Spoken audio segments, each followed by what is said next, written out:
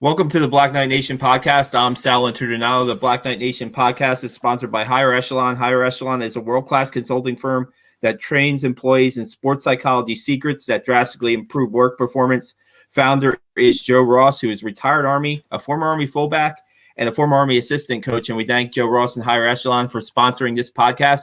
We have a very special guest this morning, Tina Cervasio from she's the CBS Network Army football sideline reporter, also Fox Sports anchor. Tina, you got a busy schedule, and we really appreciate you hopping on this morning to talk some Army football. Oh, it's always a pleasure to talk Army football, especially with you, Sal. You're a legend. So I really appreciate you having me on. I've always followed your work and read your work and watching your different podcasts and videos. So this is great. Yeah, we had your buddy Ross Tucker on a couple weeks ago, and we were talking like just what it's like to cover the football team. And maybe you can give us a little insight, because I've covered games from the press box, right? Mm-hmm. And I've been able to get on the field a handful of times, mostly at the end of those Army-Navy games where the outcome's decided late. But talk to us a little bit about what it's like covering the football team from the field. Well, obviously this year was a little different, but to cover Army football from the field at Michie Stadium, I mean, I know I'm really privileged. It's such a great opportunity. I'm super blessed to have that opportunity. And you know, growing up, I was always a college football fan. My dad went to Cornell, so we would always go back to his homecoming games. But then he would always take me to Princeton games, Columbia. We lived in northern New Jersey. Mm-hmm. And so it wasn't like we were, going to Penn State, Notre Dame, these, Michigan, 107,000 people. It was these old school, historic, quaint, Ivy League stadiums and football fields packed with alumni, packed with the diehard fans, packed with historic figures that are affiliated with those universities. And when I'll never forget telling my dad when I did my first Army football game, which was back in 2017, and it was at Michie Stadium in November against Duke. And he's like, wait until you get into Michie Stadium. And everyone warned me that ever did a game at Army, you're going to need double earpieces if you're down on the field. You will not be able to hear. And I'm thinking, it's not 100,000. I've done games at Penn State, 110,000. Yep. You don't understand. It's such a unique atmosphere. It is such a special place. And sure enough, I got to experience that. And the last 3 seasons have been able to do every Army home game. And it's just been such a privilege. It is loud. I make friends with the cadets. I get in the trenches, which is such an opportunity to be behind those benches, especially behind, how many 95 to 120 members of the Army football team that they have in uniform for each home game. And it's great. And you get to know people, you get to know personnel, you get to know the great men and women who currently serve our country in the middle of a football game. So it's just an incredible experience. It's almost too hard to explain, but it's great. And that Army coaching staff is so accommodating. They give us so much access. They're so respectful. They're so helpful. The information I get in the middle of a game is just above and beyond when I go out and do any other college football game, for that matter.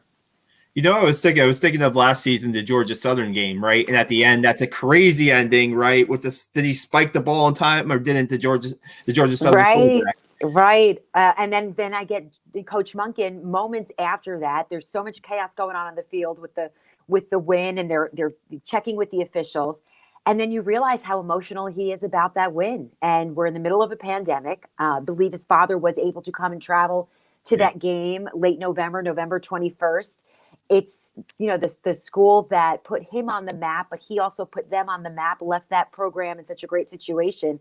And to see that emotion come through, both for his players, for what the cadets were able to do on the field, I guess, everything was put into perspective this past year as we experienced different things in the pandemic, to have such a limited crowd.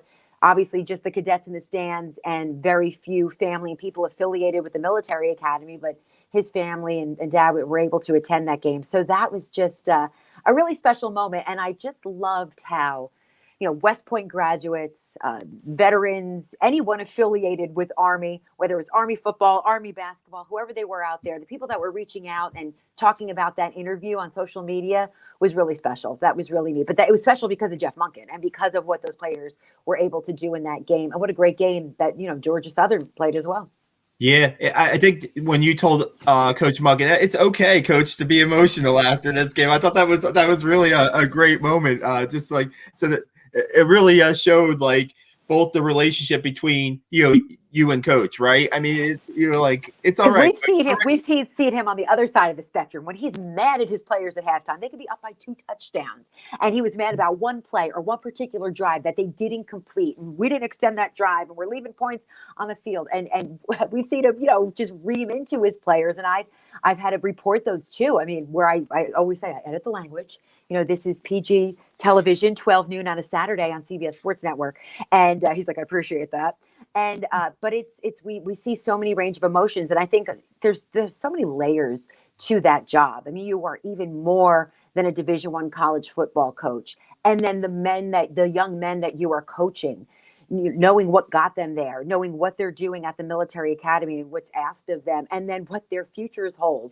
There's just so much to carry, and he does it with just such grace and such discipline, but compassion, and he's a great teacher too. I've learned so much sitting in on those meetings, which we didn't have obviously this year. We had Zoom meetings, but It wasn't quite the same.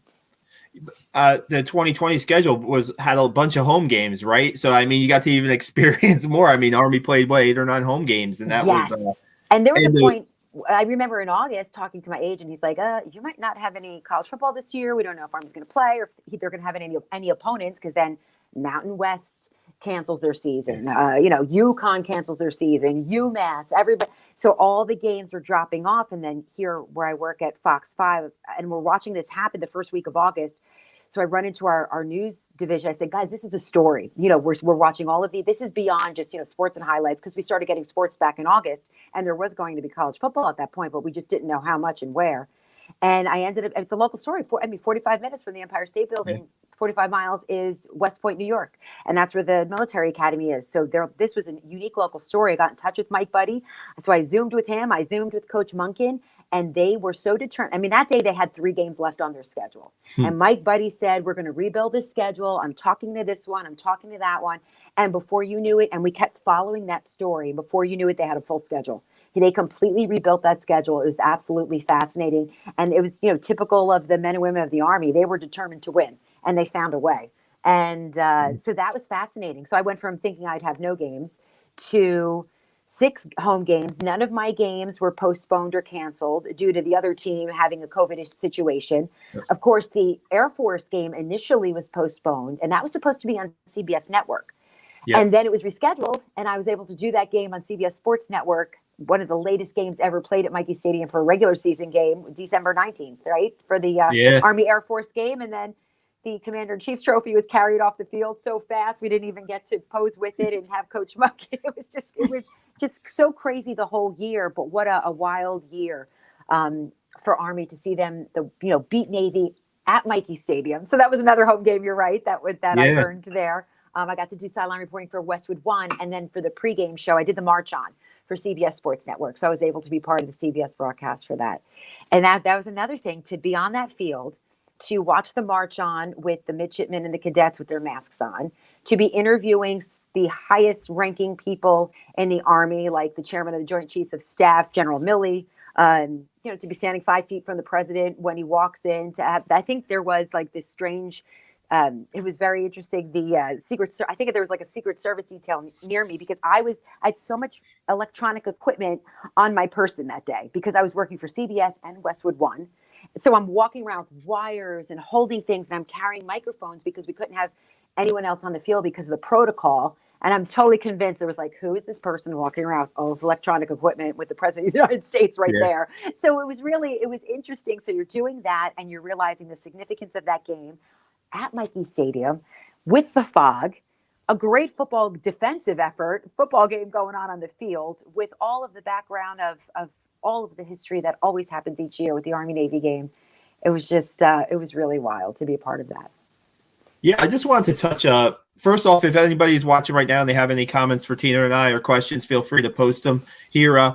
Just wanted to give you a big kudos about your coverage of Army football, right? You said that Army is only about 45 miles from the city, but yet it doesn't really get the mainstream coverage from the newspapers or even the TV side. And you've done a really good job of bringing that to light. And I just wanted to get your perspective on that and maybe why that doesn't happen and what gets you to maybe put a little bit more into that, getting Army into maybe a little bit more mainstream on your broadcasts? Yeah, I'm surprised, and sometimes when Rutgers wasn't playing so great, now they're a little, they're back on the map. Big Ten, Greg Schiano back. You're seeing more coverage of them locally, and they had a better season last year despite their shortened season because of COVID.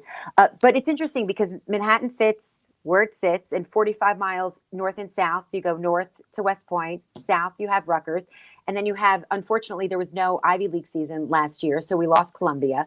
UConn's not far, but yeah, it's unique, the coverage. I think just the sheer mass of professional teams, and then the fact that it's a basketball city, so if you're going to branch out and do those college sports, I mean, it's St. John's basketball, it's Seton Hall basketball. I mean, that's what's going on with the Big East tournament coming here, and at Madison Square Garden. So that's where like a lot of the focus goes. But I noticed it the first game I did at Army, which was, I mentioned like in November 2017.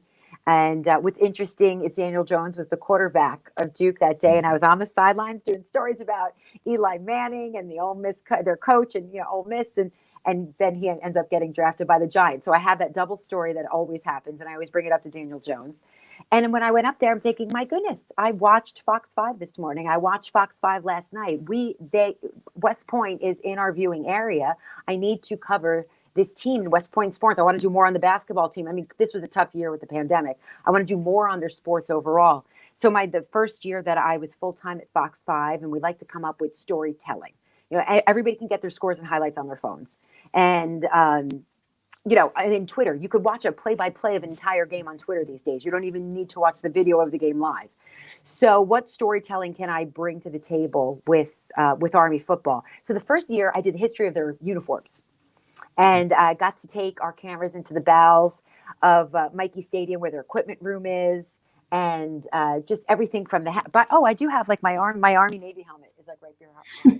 Nice. Nick Netherman. And my foot, and my Army Navy football. Those are both in the Army Navy game. So yeah, Very so nice. Nick did a story straight up with Nick on how they come up with the concepts of the uniforms each season, and of course the Army Navy game. So that was pretty fun. And we took cameras where people would never think to go, and just the amazing, and it's the Army, so it is just so fine-tuned and so organized. And then I love the piece that I did on Long Island's Elijah Riley 2 years ago, in 2019. And what I learned so much about him was, how focused he was on his studies and how much he wants to be a leader, and how he's, already knows whatever happens in the NFL. And obviously we know he's with the Eagles, and we saw him have these great opportunities in 2020. And he wants to go for advanced degrees after that. And I thought that was super neat. And I got to learn that about Elijah, doing that interview and that sit down with him, and being from Long Island. And I tried to do a story on Christian Anderson last year. Again, the pandemic made it very difficult. Then he got injured. He's from the Bronx. I've been out to his high school several times. But I've had Coach Monken in studio here at Fox 5 as a guest on Sports Extra. And then leading up to the Army Navy game this year, we did a Zoom, and it was super fun. So of course it's one of our teams, as I consider, one of New York City's teams, Army Athletics. Army says they're America's team too, right? Yeah, that's true too. So I guess yesterday they announced the CBS Sports Network schedule, and there's the noon kickoffs for Army. Except 11:30s. Yeah, the 11:30 for the opener. Yes. Against Western Kentucky on September 11th. What are your thoughts on just I'm guessing that you'll be on the sidelines again. What are your I don't know yet for sure. Oh, really? We kind of learned midsummer, so we're still a couple months away. Yeah, but I hope so. Yeah, let's get you back on let's get you back on the sidelines, no doubt. What do you think of the noon starts there? What makes that unique at West Point? The earlier kickoff times. The high noon, and it felt weird this year because we had some later games because there were no football games on TV at one point, and Army was playing. Army and Navy were playing their games because of the natural bubble. both at, of course, at West Point and down there on the yard in Annapolis. So we had a couple 3 o'clock starts, and Ben Holt and I were like, this is so weird. Like, we usually meet a 7:45 in the morning, either walk or get a golf cart ride to our TV truck. So it was a little weird, but I think high noon, it's like, what a great way to start the day, because of course, the soldiers of America are up at the crack of dawn, get their 2 to 3 mile run in, and then everyone is in uniform and in the stands and ready for a football game at high noon. I mean, of course, that's how it works. I love the way that starts off. It kind of starts off the day of football. I mean, there's plenty of other noon games, but for CBS Sports Network to have those bookends, starting with Army, you have the Navy game later in the day. It's just part of the whole tradition. There's so much tradition in college football and on CBS's coverage of college football, and then you just add the rich history of Army football. And I just think it feels awkward. I mean, 11:30 will be different because they're special games. Obviously, it's September 11th when they're playing Western Kentucky. I believe the Air Force game is 11:30 a.m. Yeah, it is as well. So, gosh, I feel sorry for the people on the West Coast for that one. But I like morning football. But but yeah, I think it's just part of the whole tradition of it. The high noon games at Mikey Stadium, and especially in October when you see the leaves changing and the reflection in the reservoir, and you get those beautiful shots. There's no place in the country like that for college football, for sure. What do you think is your favorite game day tradition at Army? Or maybe something that might have surprised you when you first started, covering the team? Well, I love when the guys hit the plaque. Let's see. I mean, just the cadets in the stands, the way they're aligned, the way they stay there all game. And of course, the alma mater. That was very emotional the first time in person. And it was fascinating to just watch the players on the field facing the cadets in the stand, watching the civilian coaches. Many of the coaches, didn't serve or didn't go to any of the military academies. Some of them did, obviously. You have Mike Vitti, but some of them didn't. And to see their respect, I think it's the alma mater after the game for sure. The most powerful, win or lose. And then I also love when you see the respect of the opponents, whether Army blew them out or if they get the win on the road, to watch their respect, knowing that these men that they just played on the field are going to go out and serve the country for them so that they can go out and get big jobs or whatever they're going to do next, or play in the National Football League for many years, whatever the case may be for the opponent. I think it's in those moments they really realize what these young men on the Army football team are all about, because it is so much more than football. I think you tied it in pretty well with Daniel Jones playing, your first game that you covered, right? Army is facing their schedule, is an independent schedule. So they're going to play some of those teams like Duke. This year they're going to Wisconsin. And, Liberty is no joke either. Ball State is no joke either this year. So, I mean, and you see the players, and then you can see them at the next level. And now you're seeing Army players go to the NFL, right? With Elijah Riley, Brett Toth, Cole Christensen. I mean, that is something like when you covered those Cole Christensen and Elijah Riley, and now you can see them on Sundays too, right? So, and I feel like a proud mom. Like, I really do when I see them. And I check in with a lot of those guys as well. I mean, I've built great relationships through these wonderful meetings that Jeff Monken would hold on Saturdays. I hope we can get back to that this year, maybe a little socially distanced, whatever the case may be, because you really get to build relationships with these young men, and they last. I mean, I keep in touch with Ahmad Bradshaw. I did some reporting, through stuff that he told me about the prep squad, the prep team. And I was able to do some reports on that this past season. And on my stories, I did an interview with Rutgers quarterback Noah Vedral, and Elijah Riley, Cole Christensen, all commented on it. So it's just so neat to see that. They're still, they're playing in the NFL. I'm so excited for John Ratigan. I hope that he makes that roster. And because I feel like, it's just such an interesting season last year because the way their schedule changed. They didn't get to play BYU. Ironic, that quarterback's now with the Jets. What's going on with these New York quarterbacks? And but he, I'm so glad that he's getting that chance, and that he had that chance to shine in the games that they did play. I mean, they had a full schedule, 12 games with the West Virginia Liberty Bowl game. So, and John, what a great game that he had against Navy. So it's amazing. And again, credit to the coaches, guys like Jeff Monken. I mean, gosh, Brent Davis. And whether it was Jay Bateman or John Luce, Nate Woody now. I love defensive coordinators. I learned so much from them. They have really made an impact and they've taken Army football. And we saw it starting in 2016, right? Yeah, they've taken it to this next level. What did you learn about John Ratigan over the last year? Well, it was so unfortunate because I couldn't build a relationship with him. We were on Zooms, but sometimes we didn't see them. It was just like a conference call. I did get to interview him after the Navy game, our Army-Navy game. It was great. I just grabbed him. He was standing there. I was able to set up the microphone and interview him. It was the first time I did a one-on-one with him on a broadcast, just because of the situations this past year. I got a couple players once in a while post-game, but it was mostly just Jeff Monken because of the situation with the 6 feet and the microphones. And Ratigan, they're all similar in a sense, the discipline, the sacrifice. And I feel like so many guys play above the talent level that they came in with. And that's a credit to just, all the different coaches, I really believe. But he was such a leader. I did get to still roam the sidelines quite a bit, despite, I couldn't linger or get as close or get into huddles or anything like that. But, just a leader. Those defenses are, wild. Weren't they one of the top 3 defenses in the country last year? Yeah, they led the nation in total yardage allowed. Yeah, that's what it was. Yeah, they had some great. Yeah, obviously, not full defense, but so it was unfortunate I couldn't build a relationship with John, but it was really neat to see him grow from the player, say on our first Zoom press conference, to the player that I talked to on the field after the Army-Navy game. Yeah, just one of the most genuine guys that you'll meet. John Ratigan just worked hard for what he got his senior year, and now with the Seahawks getting a chance, and talking to Ross Tucker, he thinks he's going to make the team. He thinks he's going to make great at the very least a practice squad player. And and that's what happened to Elijah Riley, and then he's starting by the end of last year because of players being out and injuries and the whole COVID protocol. So you just got to get in, and that opportunity presents itself if you're ready for it. And that's what I think is special about a West Point grad. They make those opportunities for themselves when they're in those situations. You see it with Cole Christensen as well. It's really impressive. No doubt. And you look at what they have coming back. This team won 9 wins last year during a really, during a COVID season. Now you look at all the talent that they have back. It's crazy.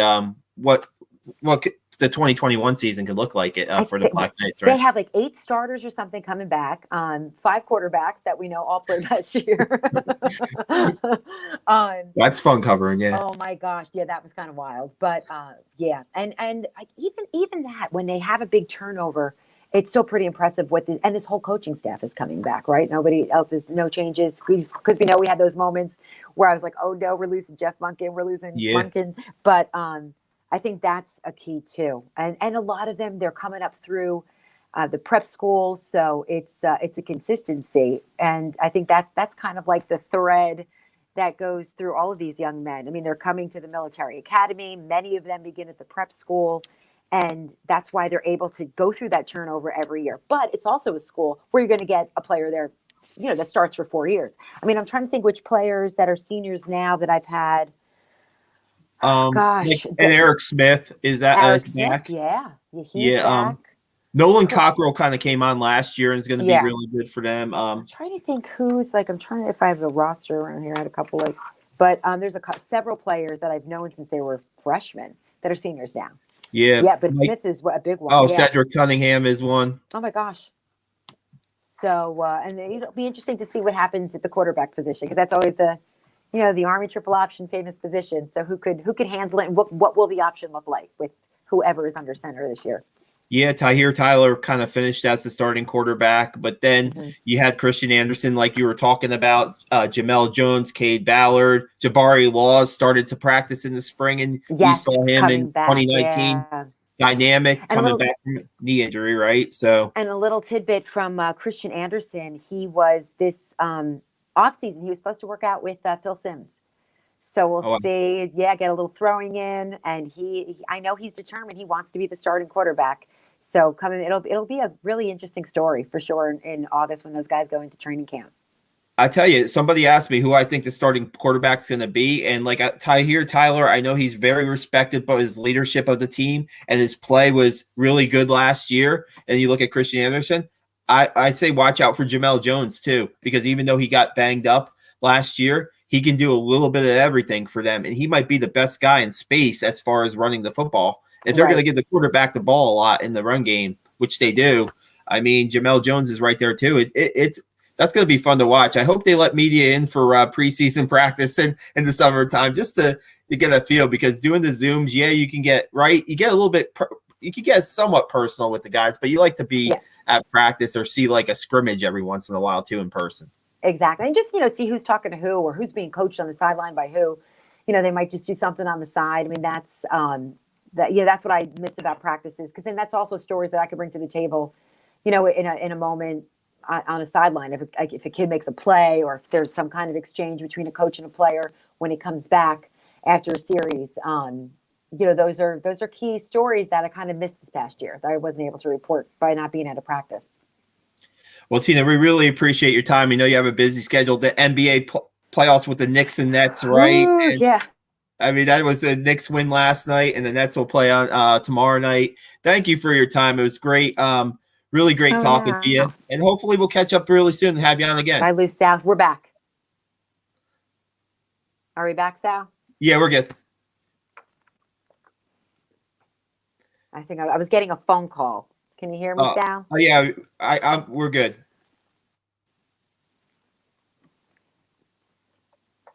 I guess. We had technical problems earlier, but I'm glad we got a lot of this show in. I don't know if you can hear me. Yeah, I appreciate your time. I can hear you. Thanks a lot, Tina. We'll talk to you soon.